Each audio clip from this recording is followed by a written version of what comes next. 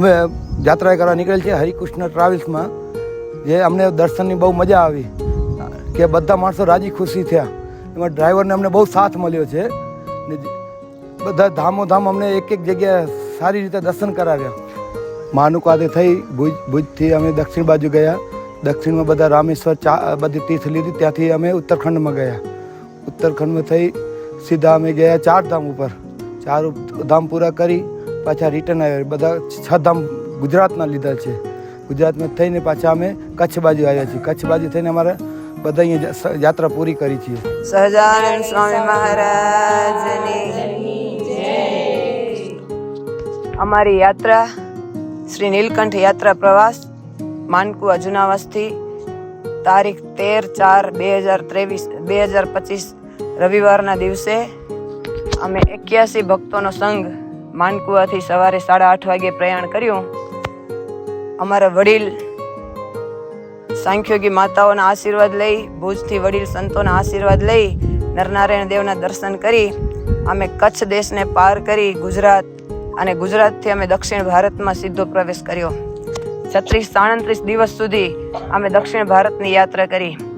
એમાં રામેશ્વર, જગન્નાથપુરી, તિચુંદર, ત્રિચિનાપલ્લી જેવા પવિત્ર તીર્થો, વિષ્ણુ ભગવાનના પવિત્ર તીર્થો હોય, શંકર ભગવાનના પવિત્ર તીર્થો હોય, તમામ દેવોના દેવીઓના પવિત્ર તીર્થો, શક્તિપીઠોના અમે દર્શન કરતા 36-37 દિવસ દક્ષિણ ભારતની યાત્રા કર્યા બાદ અમોએ નેપાળમાં પ્રવેશ કર્યો.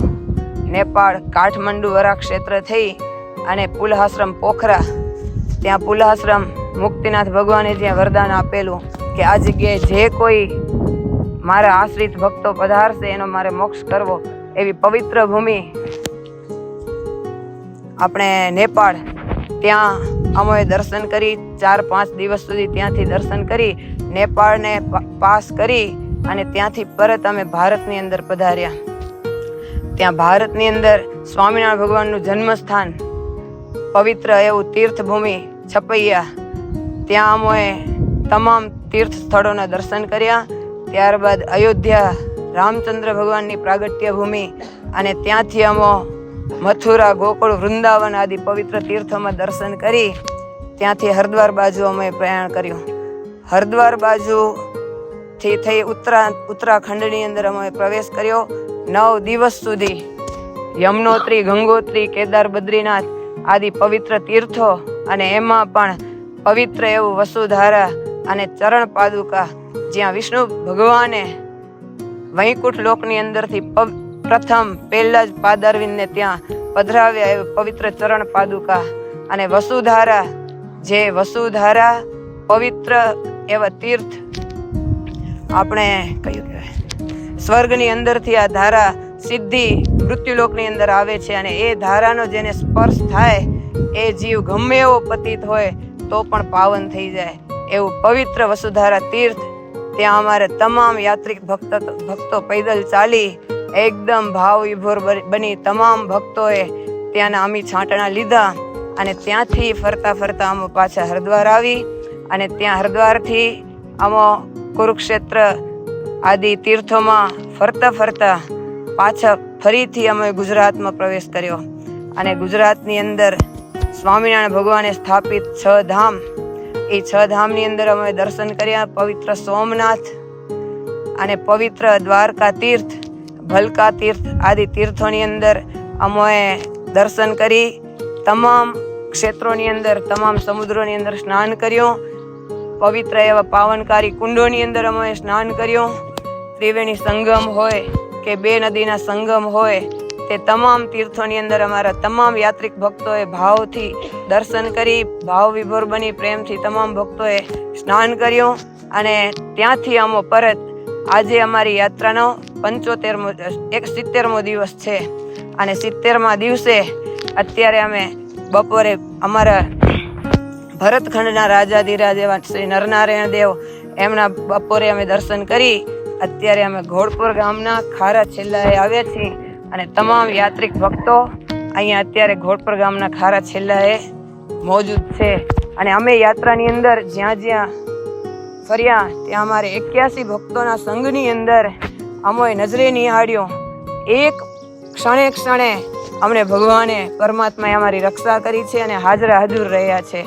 81 ભક્તોની અંદર એક પણ દિવસ એવો નથી થયો કે કોઈ બીમાર થયો હોય, કોઈને દવાખાને દાખલ કરવા પડ્યા હોય, એવો એક પણ દિવસ નથી આવ્યો. અને જ્યાં જ્યાં યાત્રામાં ગયા ત્યાં પૈદલ ચાલીને અને હેતથી ને ભાવથી તમામ યાત્રિક ભક્તો બધી જગ્યાએ પૈદલ ચાલીને યમનોત્રી હોય, કેદારનાથ હોય, વસુધારા હોય કે ચરણ પાદુકા હોય આદિ તમામ તીર્થોની અંદર પૈદલ ચાલી તમામ ભક્તોએ યાત્રાને પરિપૂર્ણ રીતે સફળ બનાવી છે.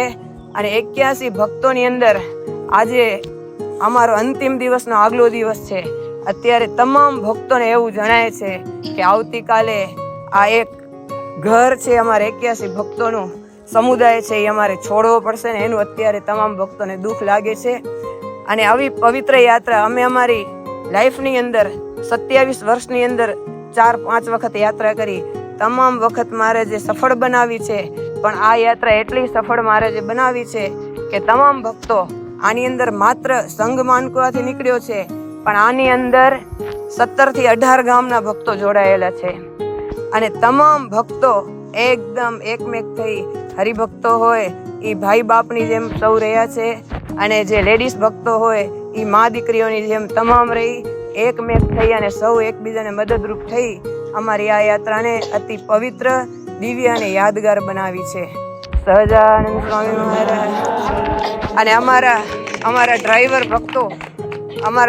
ભક્તો આપણે કચ્છ ઘોડપુર ગામના હરિકૃષ્ણ અનિલભાઈની ગાડી છે. અમારે 5 ડ્રાઈવર ભક્તોએ અમને એટલી મદદ કરી છે કે ઘણા તીર્થો અમારે એવા હતા કે અમને પણ ખ્યાલ નહોતો. એવા બધા પવિત્ર તીર્થોની અંદર અમને લઈ જઈ પોતાની ગાડીનો એને નથી જોયો, પણ યાત્રિકોને એકદમ સહેજે સુગમ થાય એ પ્રમાણે અમને 2.5 મહિના સુધી એક પણ દિવસ અમારે કોઈ પણ ભક્તોની જોડે કાંઈ પણ બોલવું નથી પડ્યું.